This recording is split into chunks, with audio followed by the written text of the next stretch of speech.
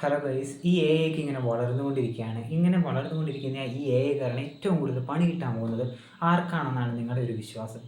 നമ്മുടെ ഈ A ഐൻ്റെ God father ആയിട്ടുള്ള ജെഫ്രി ഹിൻടൺ തന്നെ ഇതിനുള്ള ഉത്തരം നൽകിയിട്ടുണ്ട്. അതായത് ഈ എ ഐ വളർന്നുകൊണ്ടിരിക്കുമ്പോൾ ഈ എ ഐ യൂസ് ചെയ്യാൻ അറിയാവുന്ന കുറേയധികം റിച്ച് ആയിട്ടുള്ള വലിയ ടെക് കമ്പനീസ് ഉണ്ട്. അതേപോലെ തന്നെ കുറേയധികം പാവങ്ങളുണ്ട്, ഇതൊന്നും യൂസ് ചെയ്യാൻ അറിയാത്ത കുറേയധികം മനുഷ്യരുണ്ട്. അവർ തമ്മിലുള്ള ആ ഒരു ഇൻകം ഗ്യാപ്പ് എന്ന് പറയുന്നത് വളരെയധികം വൈഡറാകും.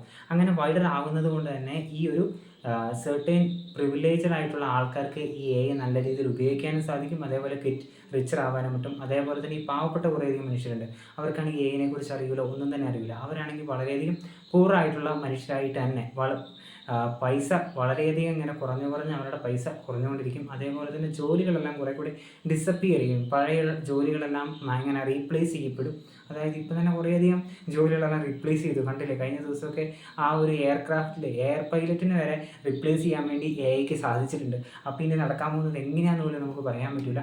അതേപോലെ തന്നെ ഈ ടെക് കമ്പനീസിലുള്ള എംപ്ലോയീസ് ഒക്കെ ഉണ്ട്, അവരുടെ എല്ലാവരെയും പ്രോഫിറ്റ് ടെക് കമ്പനീസിൽ കൂടുകയും ചെയ്യും. അതേപോലെ തന്നെ ഈ എംപ്ലോയീസിനല്ലേ അവർക്ക് കട്ട് ചെയ്യാനുമായിട്ട് സാധിക്കും. അതേപോലെ തന്നെ ഇതാണ് ഇതിൻ്റെ മെയിൻ ഇഷ്യൂസ് ആയിട്ടൊക്കെ ഇങ്ങനെ പറഞ്ഞു വെക്കുന്നത്.